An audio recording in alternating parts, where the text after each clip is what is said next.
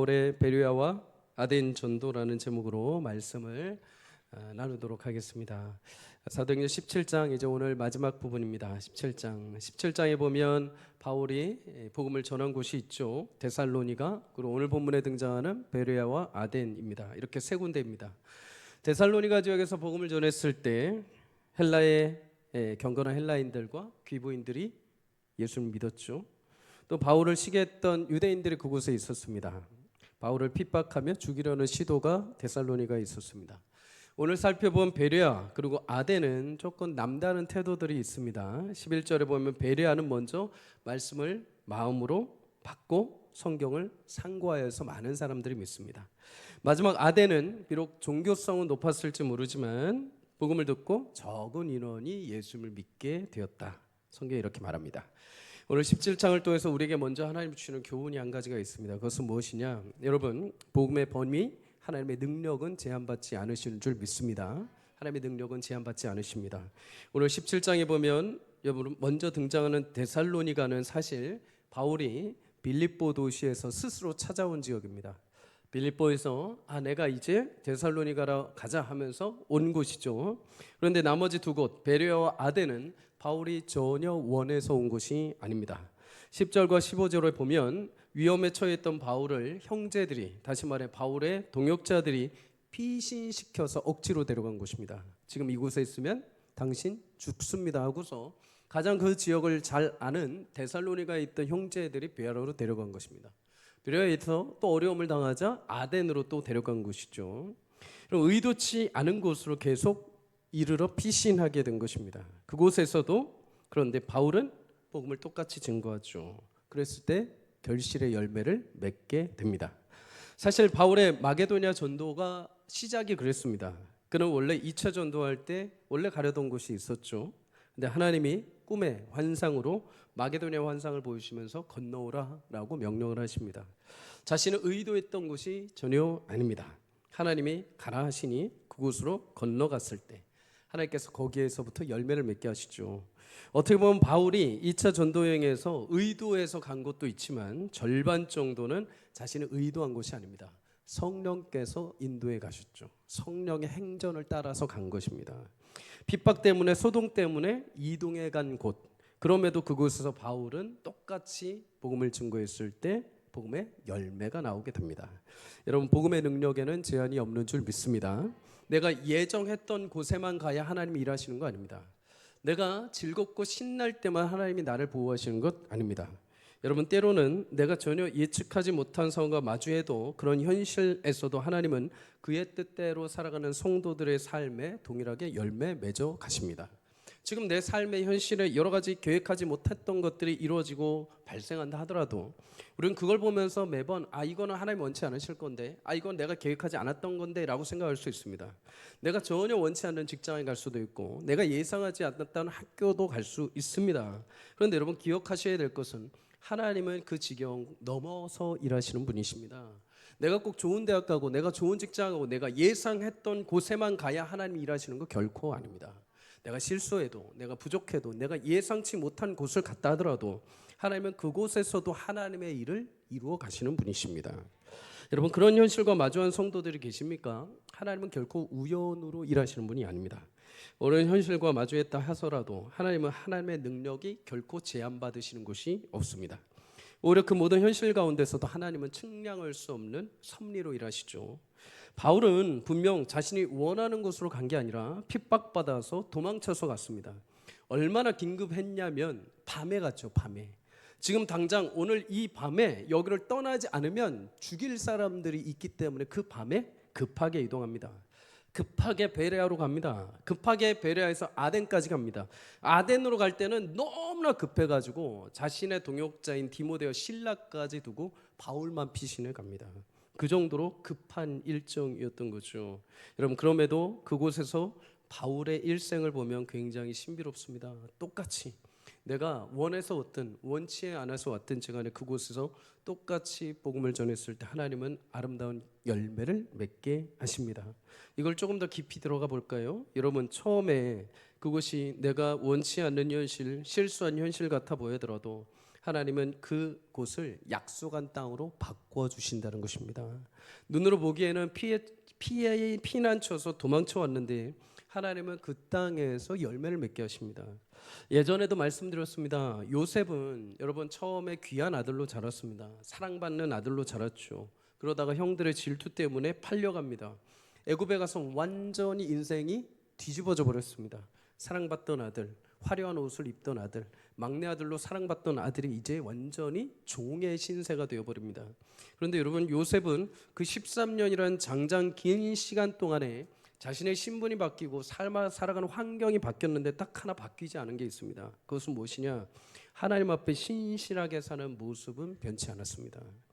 내가 어떤 상황이든, 내가 부모님 아래에서 사랑받던 아들이든, 내가 종의 신분을 갖는 자이든지 간에 자신이 하나님의 종인 것을 잊지 않았습니다.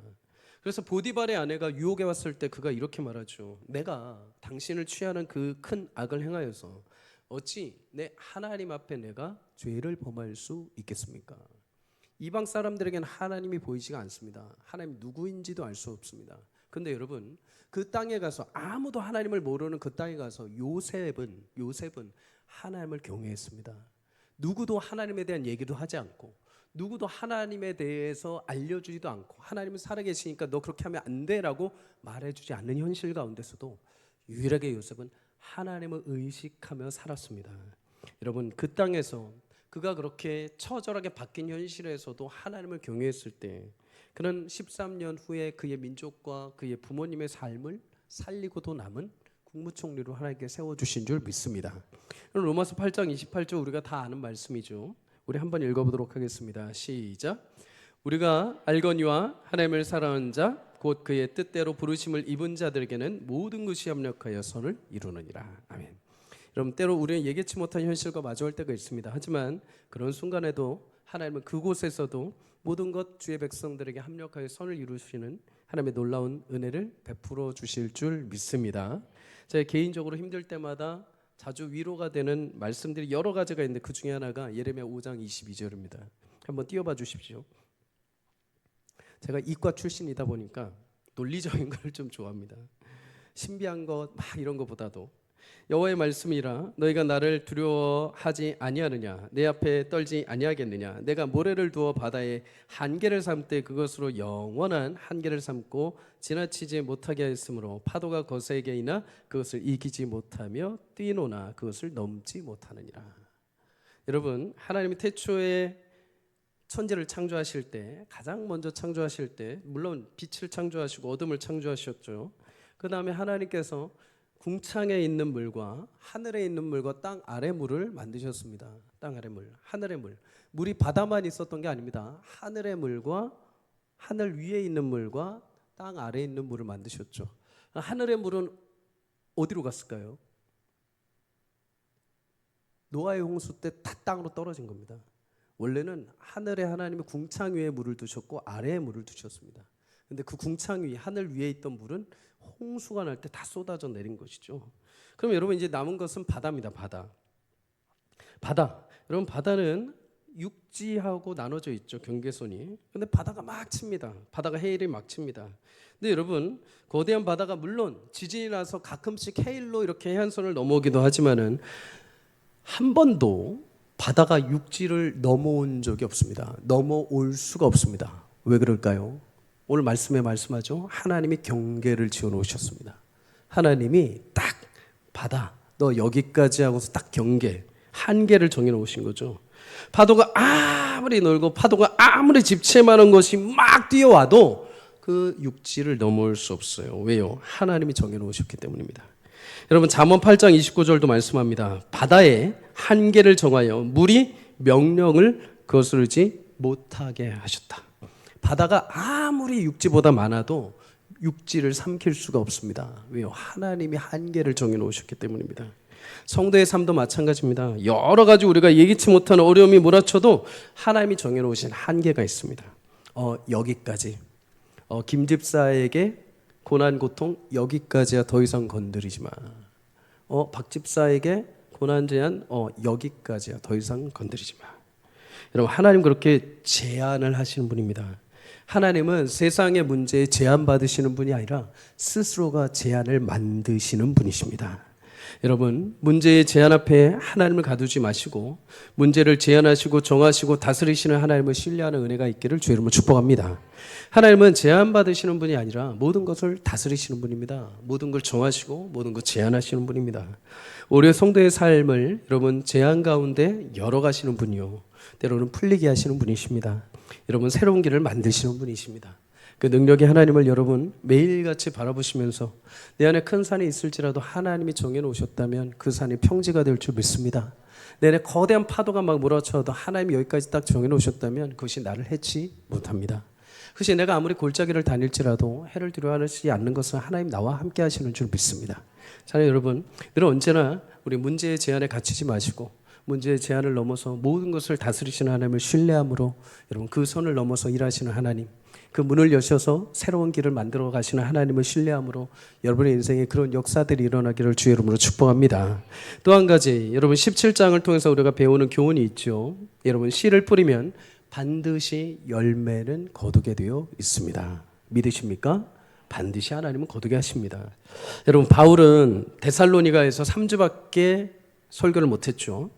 베레아는 더 짧은 시간이었을 수 있습니다. 데살로니가 사람들이 이 얘기를 듣고서 베레아까지 쫓아오죠. 얼마나 빨리 쫓아오는지는 모르겠습니다. 그런데 긴 시간은 아닐 것입니다. 아덴은 우상의 도시였죠. 이런저런 핑계를 대자면은 복음을 안 전할 확률이 굉장히 많습니다. 핑계거리 많습니다. 그런데 바울은 그런 거 계산하지 않고 그냥 자신이 해야 할 일, 믿음으로 복음을 씨를 뿌리는 것만 합니다. 여러분, 그리고 그 지역에 합당한 열매들을 거두게 되죠.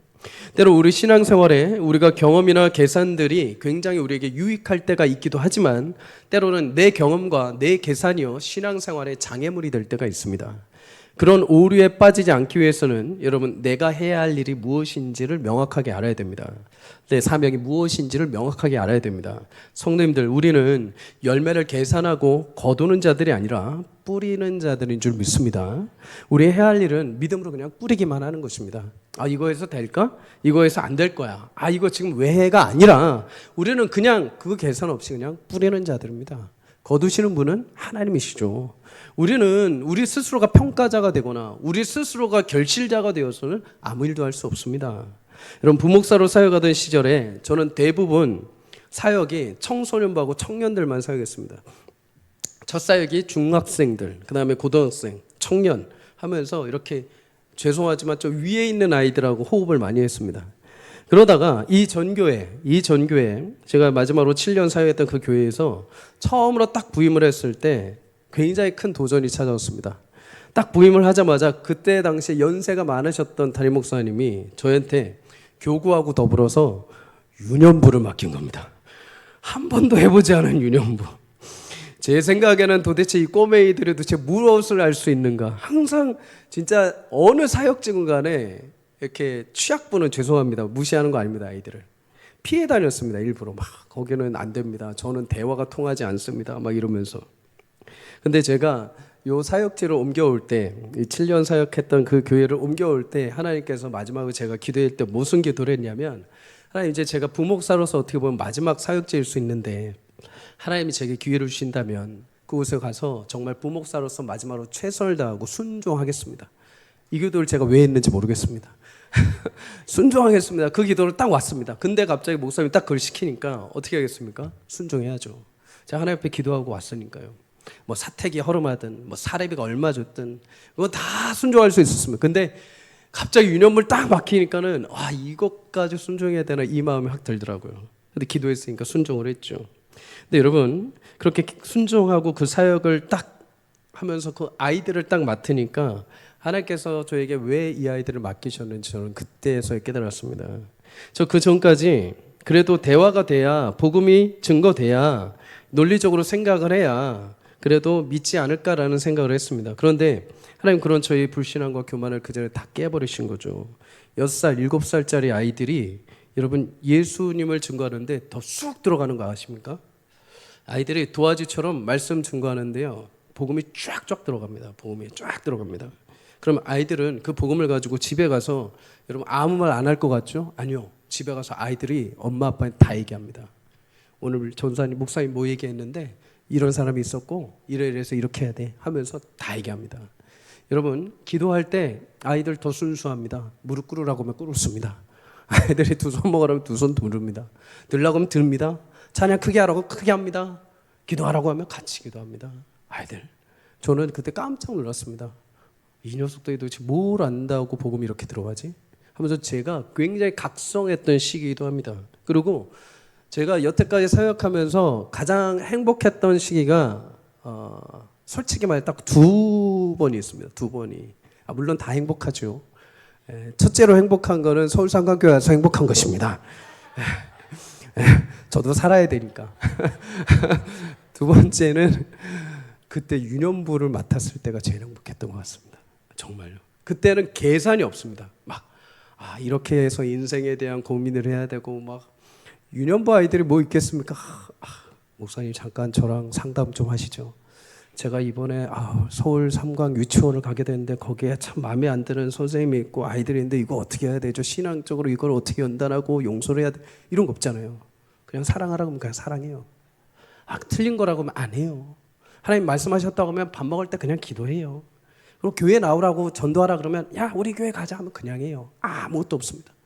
제가 그때를 돌아보면 지금 그때가 너무 제가 종종 우리 아내에게도 얘기를 합니다.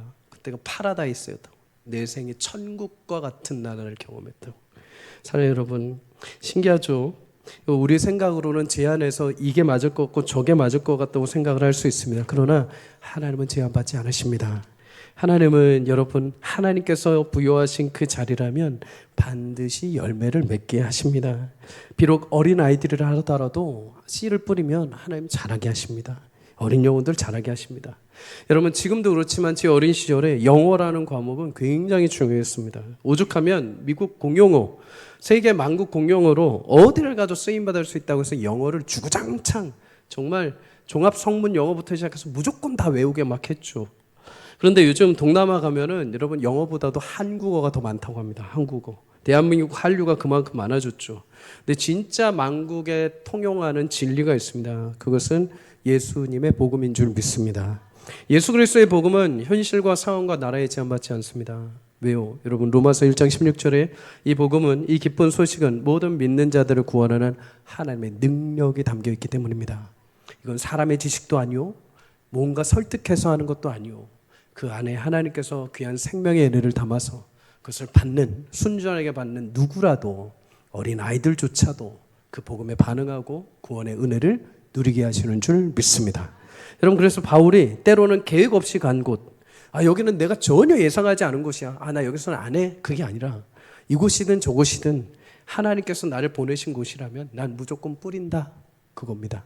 무조건 뿌렸을 때 하나님 각 지역마다 열매를 맺게 하셨습니다. 여러분 어디를 가든 여러분의 삶에 하나님의 능력, 하나님의 복음의 기쁨과 전도의 문과 말씀의 능력을 여러분 뿌릴 수 있는 귀한 은혜가 있기를 주 이름으로 축복합니다. 여러분 포기하면 아무 열매도 안 일어납니다.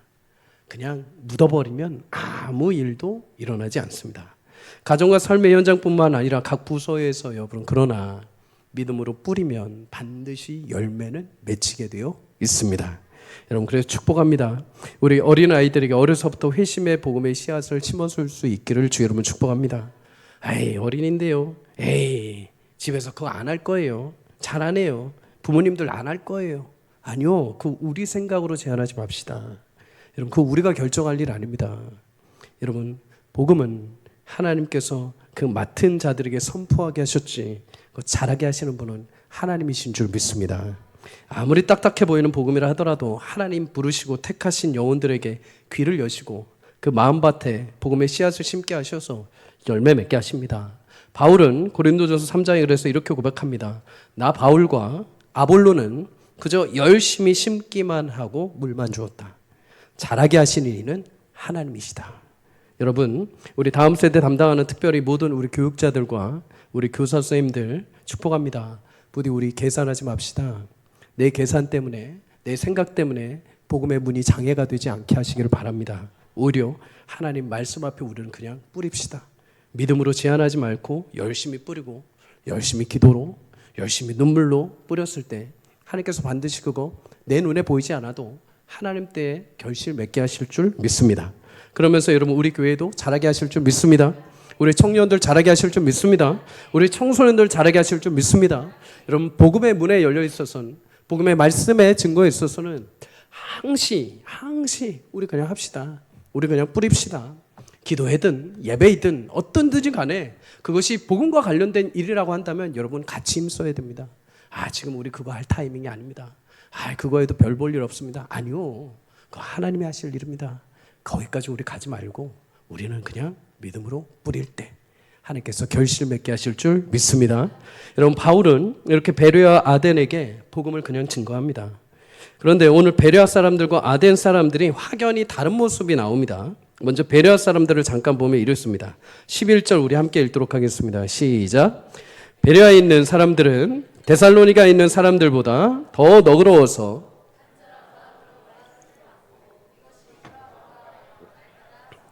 상고함으로. 아멘. 여러분 복음 전도에 있어서 중요한 것은 전파하는 자입니다. 전파하는 자.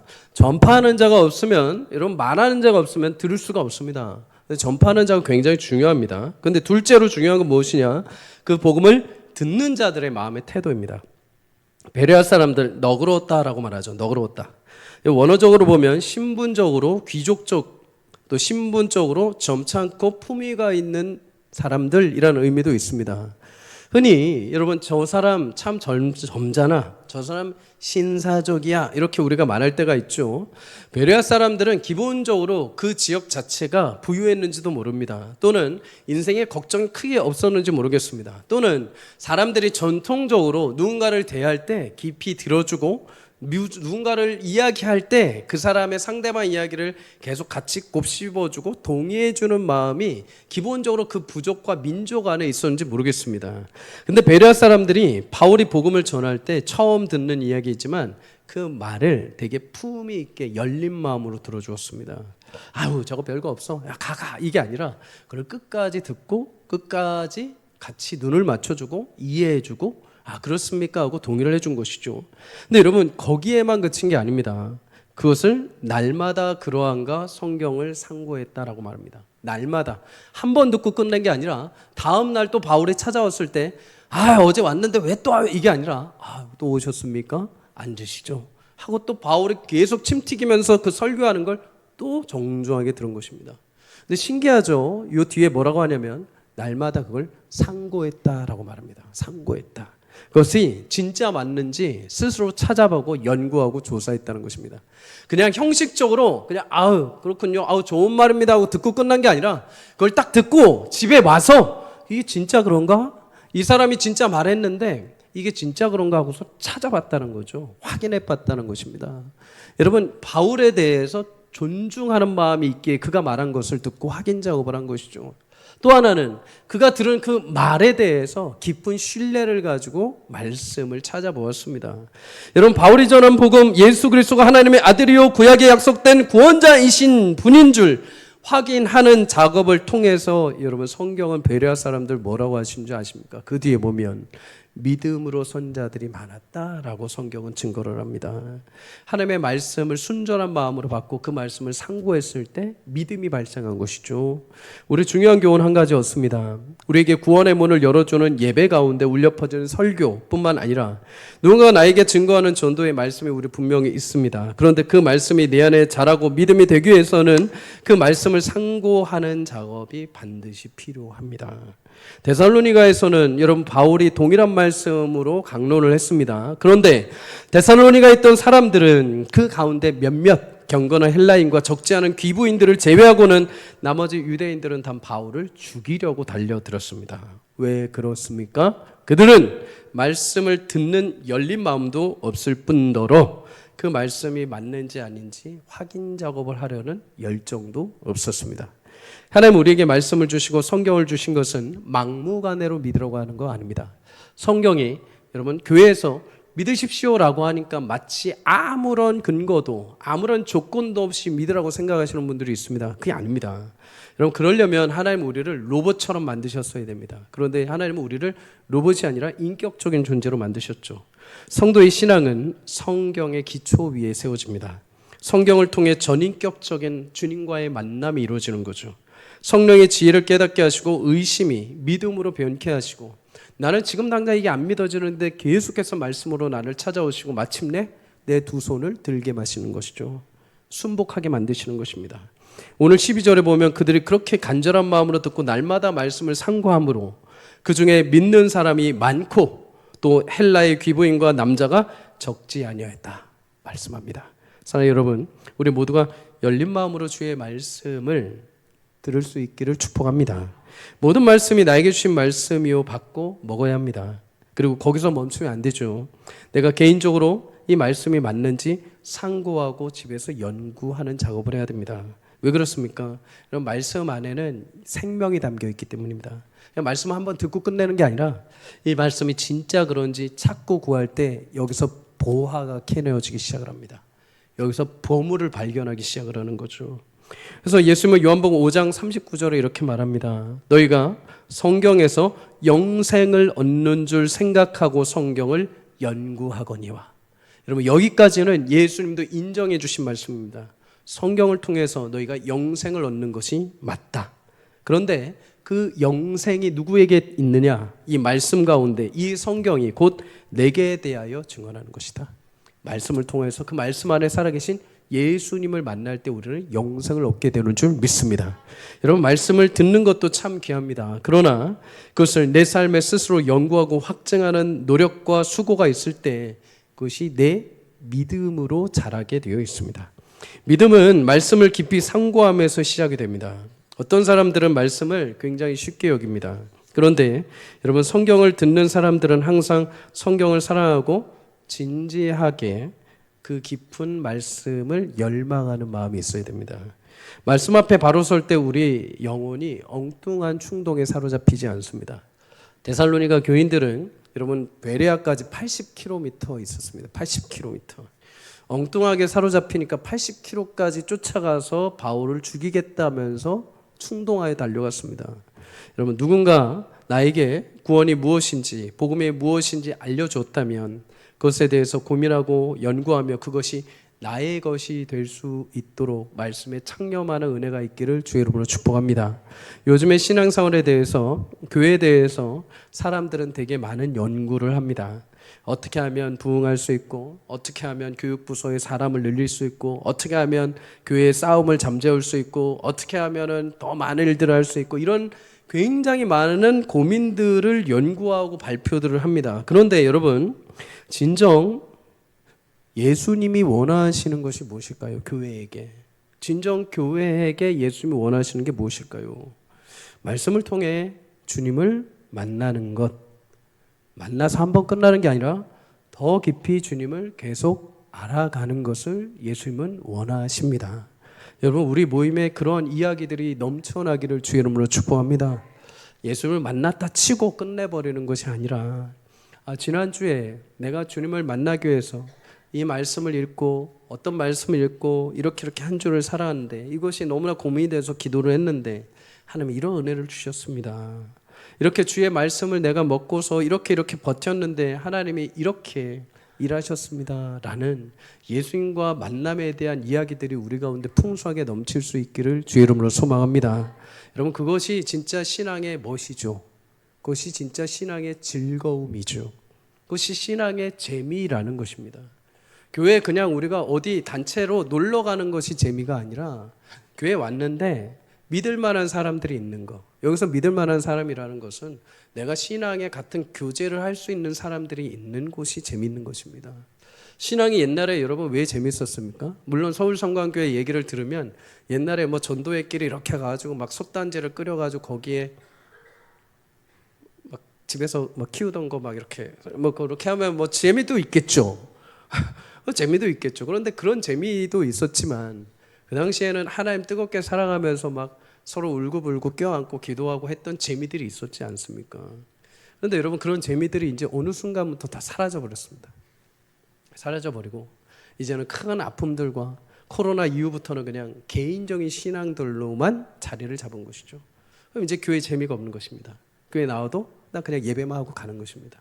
교회 진실한 하나님의 살아계신 역사의 이야기들이 사라져가고 있는 것이죠. 여러분, 그렇게 모래와 같이 허물어지는 교회가 아니라 우리가 예수님으로 단단하게 콘크리트와 같이 뭉치는 교회가 될 수 있기를 주 이름으로 축복합니다. 그러기 위해서 예수님을 우리가 계속 알아가야 됩니다. 한번 끝나는 것이 아니라 집에 가서도 그 말씀을 계속 내 말씀이 되게 해주십시오. 하나님, 이 말씀이 되게 멉니다. 제 삶과 제 현실과 너무 멉니다. 주님, 이 말씀으로 나를 찾아와 주십시오. 이 말씀이 도대체 무슨 의미인지 알려주십시오 하면서 읽어가시면 하나님께서 그 말씀의 지혜로 깨닫게 해주시는 은혜를 주십니다. 그럴 때 그 감격과 기쁨이 그 맛이 있어야죠. 그럼 그 맛을 가지고 교회 나와서 우리가 함께 나누는 것이죠. 그게 교회 공동체입니다.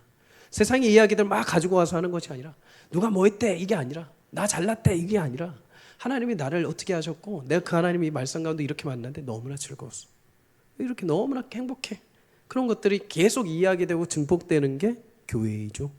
그런 축복이 우리 교회 가운데 임하기를 주 이름으로 소망합니다. 50년을 넘어섰습니다. 앞으로 10년, 앞으로 20년, 또 앞으로 멀게는 50년, 앞으로는 또 뭐 100년까지도 우리 교회가 갈 수 있겠죠. 하나님께서 그 귀한 시간 동안에 주님을 더 사모하고 주님을 만나고 주님의 이야기들이 가득 찬 교회가 되게 해주시기를 간절히 소망합니다. 여러분, 그러면 아덴은 어떨까요? 마지막으로 여러분, 아덴에 바울이 도착했는데 아덴을 딱 보자마자 바울이 격분했다고 말합니다. 격분. 16절에 보면 그 성에 가득한 우상 신전들 때문에 그렇습니다. 아덴은 지금으로 말하면 그리스 아테네입니다. 아덴은 여러분 철학과 지식의 도시이죠. 그래서 아덴 사람들은 특징이 있는데 그게 무엇이냐? 새로운 정보, 새로운 지식에 굉장히 혈안이 되어 있었습니다. 누군가 새로운 정보를 가지고 딱 오면 거기서 이제 토론의 장이 열립니다. 그리고 그 지식에 대해서 막 난상 토론을 하고 그걸 굉장히 좋아했습니다. 오죽하면 21절에 이렇게 말합니다. 모든 아덴 사람과 거기서 된 나그네 된 외국인들이 가장 새로운 것을 말하고 듣는 것 이외에는 달리 시간을 쓰지 않았다. 새로운 정보, 새로운 신에 대한 이야기, 새로운 문화, 새로운 지식에 대한 이야기가 오면은 판 깔아놓고 그거 계속 난상 토론합니다. 밤이 새도록.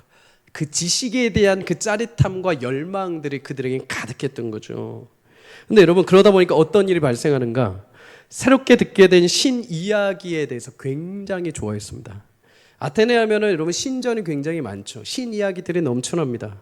처음 들어보는 신에 대한 이야기를 들으면 너무 신비해서 그 신 이야기 딱 듣자마자 동네 사람들 모아놓고 우리 이 신에 대해서 신전 짓자 해가지고 신전이 여기저기 막 세워지게 됩니다. 심지어 바울이 22절에 보면 너희가 종교심이 많다 이렇게 말합니다. 신에 대한 지식에 대한 갈망이 많으니까 그걸 가지고 듣자마자 그냥 신전을 세우면서 종교심이 발생한 거죠. 새롭게 듣게 된 신 이야기 듣기만 하면 바로 신전을 세워버립니다. 그런데 이뿐만 아닙니다.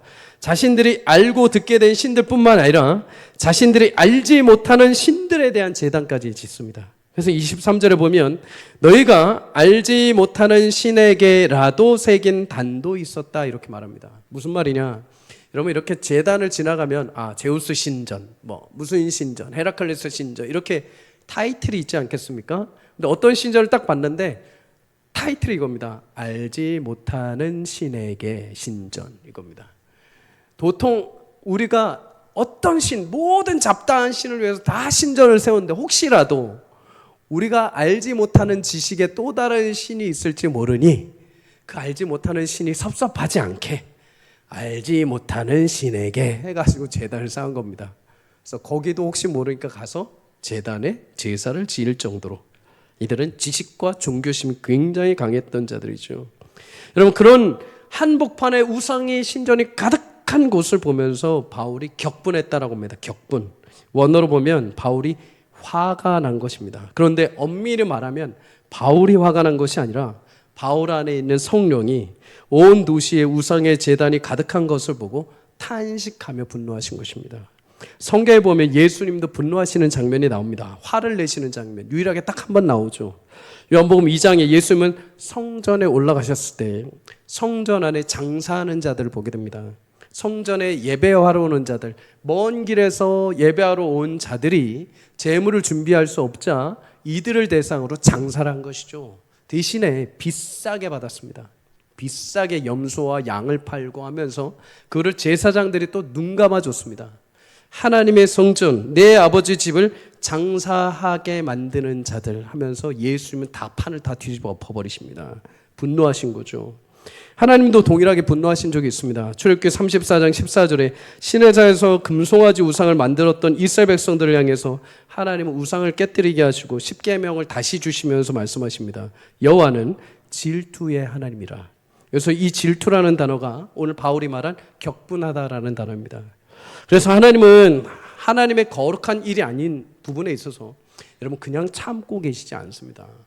여러분 하나님은 툭 건드려도 하나님의 이름을 망령되게 일컬어도 하나님을 막 무시한다고 해서 하나님 그냥 사랑의 하나님이라고 해서 하나님 가만히 계시지 않습니다. 하나님 질투하시는 분입니다. 자신의 이름을 망령되게 일컫는 자들, 자신의 백성에게 악한 일들을 행하는 자들, 하나님 거기에 대해 분노하시는 분이시죠. 여러분 믿음의 백성들은 이런 의적인 분노들이 우리 안에서도 일어나게 되어 있습니다. 왜요? 우리 안에 하나님의 영이신 성령이 계시기 때문입니다. 성령이 내주하시는 거죠. 하나님의 마음이 똑같이 느껴지는 것입니다. 악한 세상을 바라보며 세상의 하나님의 방법이 아니라 죄악된 방법을 향해 갈 때마다 세상 어쩔 수 없어. 세상은 그렇고 그런 거지가 아니라 그걸 보면서 그리스도인들은 탄식하게 되어 있습니다. 왜요? 하나님이 지은 세상이 거꾸로 가는 걸 보면서 하나님 탄식하니 그 성령의 마음이 우리 가운데도 탄식하면서 분노하는 거죠. 복음성가 가운데 이런 찬양 가사가 있습니다. 아버지, 당신의 마음이 있는 곳에 나의 마음이 있기를 원합니다. 아버지, 당신의 눈물이 고인 곳에 나의 눈물이 고이기를 원합니다. 아버지, 당신이 바라보는 영혼에게 나의 두 눈이 향하기를 원합니다. 아버지, 당신이 울고 있는 어두운 땅에 나의 두 발이 향하기를 원합니다. 여러분, 이 찬양의 가사가 어떻게 보면 굉장히 성도에게 하나님의 마음이 임하는 진실한 고백을 담아놓은 찬양이죠. 아버지 마음이 우리 가운데 임했다. 내가 구원받은 백성으로 내 안에 성령께서 함께 하시는 순간 하나님의 마음도 내 마음에 담기게 되어 있는 것입니다. 그래서 여러분 진실한 주의 백성들은 어디를 보든지 간에 하나님의 마음으로 보게 되어 있습니다. 저 영혼을 보면서 저 세상을 바라보면서 아유 더러운 것들 빨리 하나님께서 어떻게 해버려 이게 아니라 그 하나님의 백성들이고 하나님의 영혼들이고 하나님이 지으신 것이기에 탄식하시는 하나님의 마음이 자기의 가슴을 찢는 거죠. 그래서 애통해하면서 기도하는 것입니다. 애통해하면서 답답해하면서요. 여러분 선교지에 우리가 가면은 막막한 마음들이 들 때가 있습니다. 이거는 내가 단기 선교 가든 10일짜리든 일주일이든 우리가 그곳에 가면 하나님이 하나님의 도구로 사용하시기 때문에 그때 그 마음을 막 부어주십니다. 그 땅을 향한 그 영혼을 향한 하나님의 마음을 막 부으십니다. 그래서 우리가 여기서는 그렇게 눈물도 안 나고 그렇게 두 손 들고 찬양 안 하다가도 선교지 가면 막 눈물 흘리시는 분들이 있습니다. 선교지 가면 막 두 손 드는 분들. 그럼 그 사람이 정신이 이렇게 된 게 아니라 하나님 막 쏟아 부으시는 거죠. 하나님의 마음을 부으시는 것입니다. 그 사람이 과거에 어떻든지 간에 하나님 거기서 하나님의 도구로 막 쏟아 부으시는 것입니다. 그러니까 하나님의 마음을 품고 기도하는 것이죠. 하나님의 마음을 품고 그 땅을 위해서 찬양을 하는 것입니다. 여러분 그런 하나님의 마음이 우리 가운데 있기를 주의 이름으로 축복합니다. 하나님 믿는데 내 마음대로 살아가는 것, 하나님 믿는데 내 마음 내 조건대로 살아가는 것, 여러분 그건 또 하나의 우상을 내 안에 만들어 온 거죠. 나는 나고 하나님 그냥 내 우상에 불과한 것.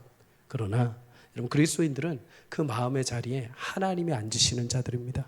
하나님의 마음이 임해야 됩니다. 하나님이 보시는 것, 하나님이 말씀하게 하시는 것, 하나님이 품게 하시는 마음을 품을 때 진정 그리스도인으로서의 참된 복과 은혜를 누리게 될 줄 믿습니다. 여러분 아덴은 더 큰 문제가 하나 있었습니다. 그것은 철학적 지식이 굉장히 발달해 있었습니다. 오늘 우리가 읽지 않았지만 그 뒤에 보면 에피쿠로스 학파, 스토아 학파가 있었죠. 굉장히 듣기부터 벌써부터 우리가 막 울렁거리죠. 여러분 그런데 이 학파들 이 학파들의 핵심은 하나입니다. 행복하기 위한 겁니다. 행복. 앞에 있는 학파는 쾌락을 통해, 뒤에 있는 학파는 이성과 금욕을 통해 행복을 위한 것이죠. 근데 여러분 이들이 새로운 지식, 신지식인 예수님의 부활과 예수님에 대해서 지식을 들었을 때, 근데 여러분 그렇게 지식을 삼하고 그렇게 지식으로 행복을 추구하는 자들인데도 불구하고 예수님에 대한 지식을 딱 받았는데 여러분 어떻게 하는지 아십니까? 그렇게 행복을 찾았다고 한다면 여러분 그 행복의 지식을 받아야 되지 않습니까? 근데 32절에 보면 어떤 이들은 바울을 조롱하고 어떤 이들은 나 다음에 들을게 하고 떠나버립니다.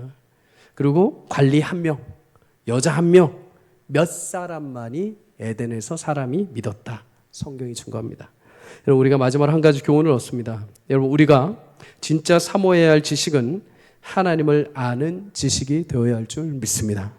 여러분, 세상의 지식으로 하나님 앞에 접근할 수 없습니다. 세상의 지식으로 하나님 앞에 다가갈 수가 없습니다. 우리는 오직 영혼과 구원을 위해서 하나님을 아는 지식, 예수님으로 충만해야 될 줄 믿습니다. 종종 신앙생활 하다 보면 세상의 지식을 그대로, 세상의 지위를 그대로, 세상의 어떤 능력을 그대로 교회 안에 가지고 오는 분들이 있습니다. 그대로 교회 안에 가지고 나와서 자랑하는 경우가 있습니다.